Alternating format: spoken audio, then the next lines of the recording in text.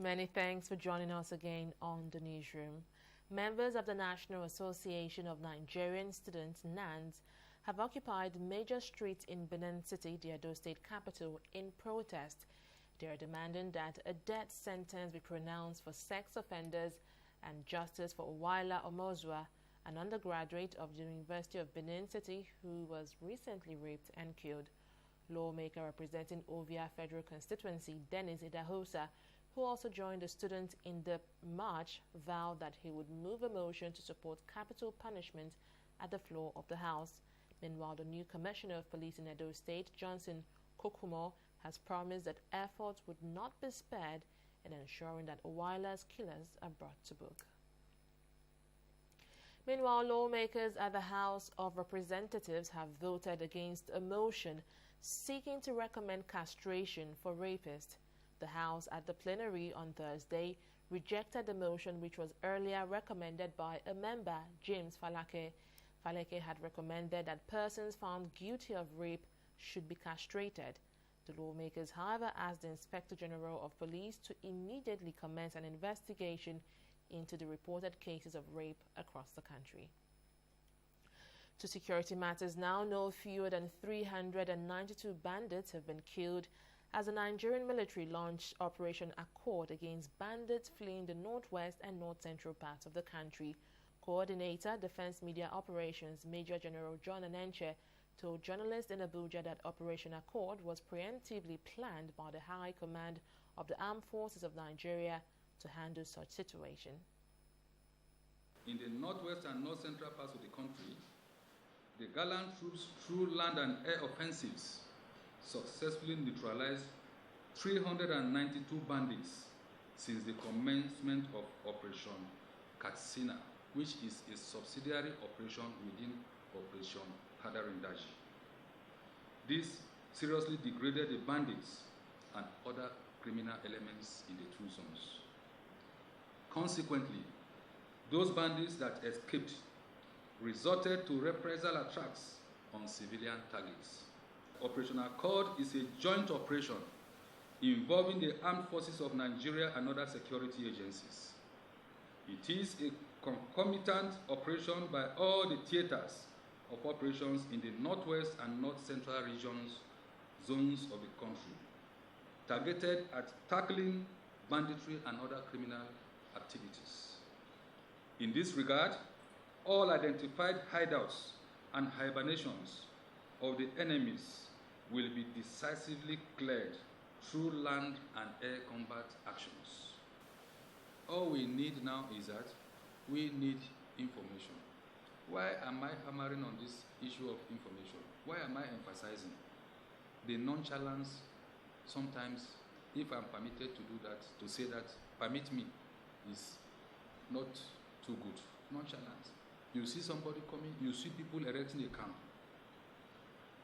You pass through a farmland, you from your own farm coming back to where the settlement is, and you saw a structure coming up, you will not report.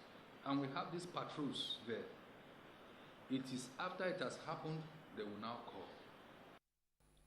Minister of Environment Mohammed Abubakar has described waste management and recycling as a big project being handled by his ministry. Speaking after the Federal Executive Council meeting in Abuja, Abubakar said the project entailed waste reduction, waste recycling, waste reuse and waste recovery, amongst others. He also adds that his report to the Council covered efforts being made on erosion control in the southeast and the upper north areas of the country. The area of waste recycling, which is very big, because we have to reduce waste, we have to recycle, we have to reuse, repair and recover. This is one of the concepts of circular economy.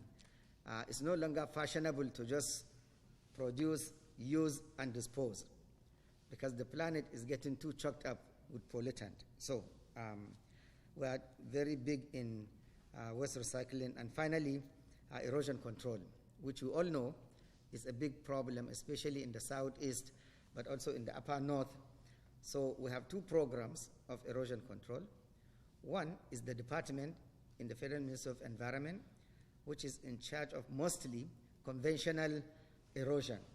Then we have the big one, which is being sponsored by the World Bank, and we call that Nigeria Erosion and Watershed Management Project. That is being sponsored. That deals with the gully erosion, which is the big, huge type erosion that will gulf houses. And we know Southeast is more prone to this kind of erosion because of the geologic nature of their area. We'll take a break here to bring you more stories. Don't go away. In the last 3 years, we have built a multi-purpose center, which is the envy of all in our constituency. And I can tell you that the people who are living there are already enjoying it. Guy, do you think what this man just said is true? See, I seriously doubt. I'm sure it's one of those their silly lies. And wait, do you know there's a way to find out if these things he's saying is true or not? This is the Construct app. It gives people like us a sure way to track implementation of constituency projects. It gives valid and verified information on location of projects, amounts allocated, amount funded, the level of job done, and even the profiles of concerned legislators. You and I can post directly on this app. Are you serious? This is the go-to app if you want to know how our Commonwealth is being expanded by the government. Wow. Let's even see if what this man said is true. Show me. The Construct app is developed by Other People Nigeria with support from USAID and is available on both Google Play Store and Apple Store. And it's true. Of course, I told you.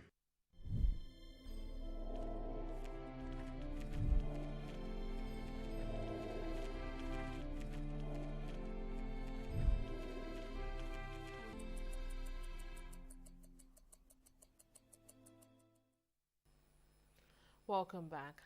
All religious and social centers in Lagos State must be registered by the Lagos State Safety Commission. Director General of the Commission, Lanre Mojola, explained that the new development is in line with the Register to Open initiative of the state government as directed by Governor Babajide Sanwo-Olu. He added that the move became necessary as Lagos prepares to fully reopen the centers in the state. In the statement, Mojola directed all religious and social centers, that is social clubs, event centers, restaurants, bars, nightclubs, spas, cinemas and gyms within the state to commence the registration process on the designated portal immediately. Also, the Lagos State Safety Commission and Environmental Protection Agency, LASEPA, will be visiting offices and business premises to assess the level of their readiness to resume operation. The World Health Organization say they have resumed clinical trials of the drug hydroxychloroquine as it searches for potential coronavirus treatment. On May 25th, the WHO had announced that it had temporarily suspended the trial to conduct a safety review. The UN Health Agency's decision came after a study published in the Lancet Medical Journal suggesting the drug could increase the risk of death among COVID-19 patients. But in a statement on Wednesday, the WHO says it has concluded the review and decided that the trials can continue as they were formerly conducted. Hydroxychloroquine is normally used to treat arthritis, but public figures including U.S. President Donald Trump have backed the drug for COVID-19 prevention and treatment, prompting government to buy bulk. Well, we'll take a break here again to bring you business stories. Don't go away.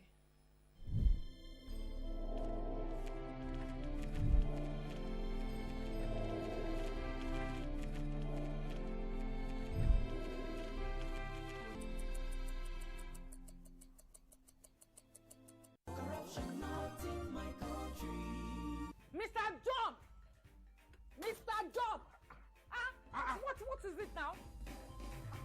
What is it now? Please turn down the volume of your music. It's too loud. And how is that your business? It is disturbing me. I can't sleep. And the same way you are disturbing my right to good music and where I enjoy it. Eh? What's wrong with you? Is there another person complaining? Maybe we thought that you have lost your mind. Are you having a party? I'm just expecting you, sir. You remember I paid my husband too. You will not understand why we are complaining because you do not care about other people except yourself. Look. The transformation we need in this country begins in this compound. Yes, now. From you, and I.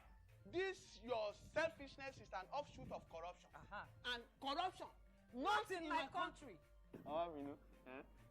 Go to your bank.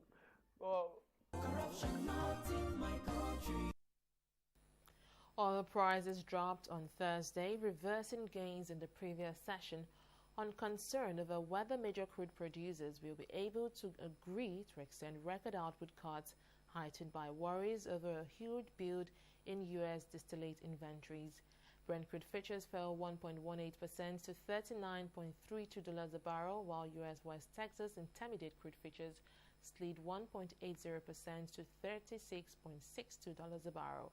Saudi Arabia and Russia, two of the world's biggest oil producers, have agreed to support extending into July the 9.7 million barrels per day in supply cuts backed in April by the OPEC Plus group, comprised of the Organization of Petroleum Exporting Countries and other major producers, but they failed to agree on holding an OPEC Plus meeting on Thursday to discuss the cuts, with OPEC sources saying it would be conditional on countries that have not complied with their targets so far, deepening their cuts.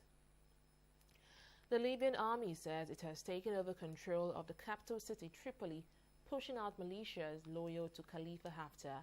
Following the Thursday attack, the Libyan government said its forces have now moved into another city to the southeast, the last stronghold for Haftar in western Libya. On Wednesday, the Libyan army of an internationally recognized government managed to retake Tripoli airport from Haftar's militia. In March, the Libyan government launched Operation Peace Storm to counter attacks on the capital and recently regained strategic locations, including the Al-Watiya air base, in a major blow to Haftar's forces. Libya's government was founded in 2015 under a UN-led agreement, but efforts for a long-term political settlement failed due to the military offensive by Haftar's forces. In sports, the management of Heartland FC have accused the former chairman of the club, Chibuzo Etuemena, and the former secretary of the club, Kajetan Nwokbara, of financial mismanagement. According to the Owerri-based club, the duo failed to clear all the contracts the brokered on behalf of the club during their tenure from July 2015 to July 2019. In a statement released by the Heartland's Director of Communication, Solomon Onu, the board alleged that €15,000 was also missing from the club's account, adding that the duo also refused to hand over the club's property in their possession properly to the current management. Both men have, however, denied any wrongdoing. During Etumena's tenure, Heartland signed deals with kit manufacturers LIG and Jordan Red. The club also embarked on a 2-week training tour in Turkey. And that's the latest from the newsroom. Many thanks for joining us. Bye for now.